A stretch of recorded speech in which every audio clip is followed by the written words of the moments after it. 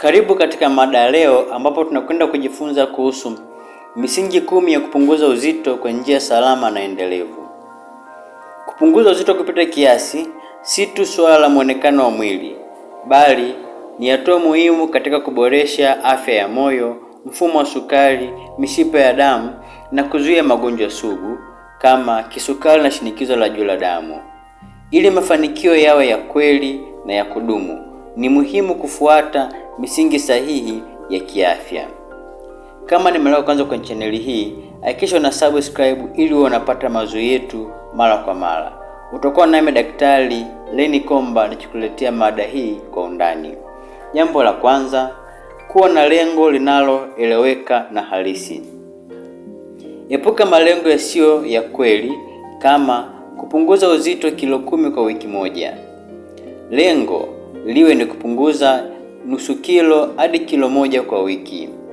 Andika sababu zako za kupunguza uzito na uzikumbuke kila mara, yaani uwe unazipitia pale ambapo umeandika mara kwa mara.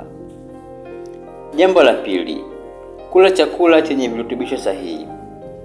Pendelea mboga, matunda na nafaka zisizokobolewa, protini yenye mafuta kidogo, samaki, kuku bila ngozi, na epuka vyakula vyenye mafuta mengi, sukari nyingi na vyakula vya kukaanga vya mara kwa mara.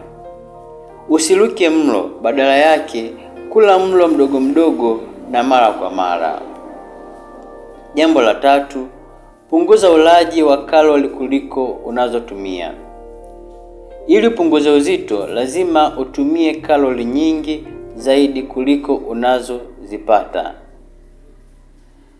Tumia njia rahisi kama kuandika orodha ya vyakula na kutumia api za kalori. Unapaswa kupunguza kiwango cha kalori kwa kuacha kula vyakula vyenye kalori nyingi kama energy drink na vyakula vyenye sukari nyingi. Fanya mazoezi kila wiki. Mazoezi kama kutembea, kukimbia, kuogelea au kucheza ni michezo huongeza matumizi ya kalori zilizozidi ndani ya mwili. Anza kwa dakika 30 kwa siku, angalau mara 3 hadi 5 kwa wiki. Mazoezi huimarisha misuli, huongeza kasi ya metabolism na kupunguza msongo wa mawazo. Kunywa maji ya kutosha. Kunywa maji angalau glasi 8 za maji kwa siku. Maji husaidia mmeng'enyo wa chakula, hupunguza njaa ya uongo na kusaidia kutoa sumu mwilini.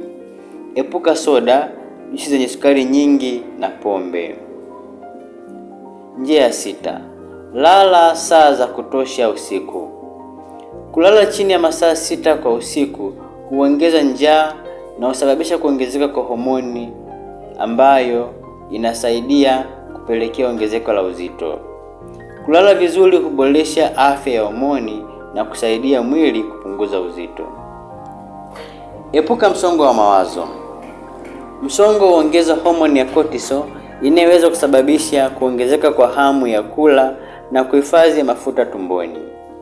Tumia mbinu kama kutafakari, maombi, mazoezi ya kupumua au kushiriki shughuli unazozipenda. Pima mafanikio yako kwa njia sahihi. Usitegemee mizani pekee. Angalia pima mabadiliko ya mduara wa kiuno, nguo kukubana au kuongezeka kwa nguvu.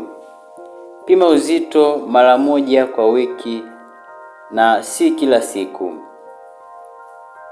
Kuwa na muda wa kula bila kubadilisha. Kula kwa makini, mindful eating, usile ukiwa mbele ya TV au simu. Hii husaidia ubongo kutambua umeshiba na huzuia kula kupita kiasi.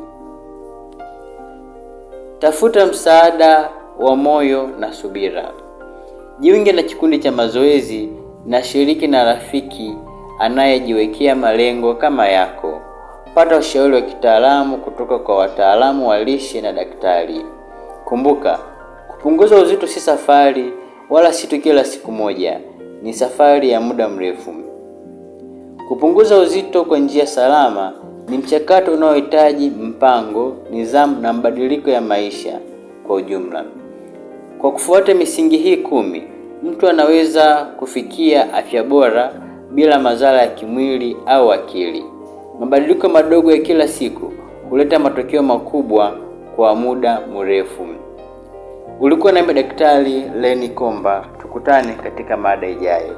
Kama ni mara ya kwanza kwenye channel hii, hakikisha una subscribe ili unapata maudhui yetu mara kwa mara.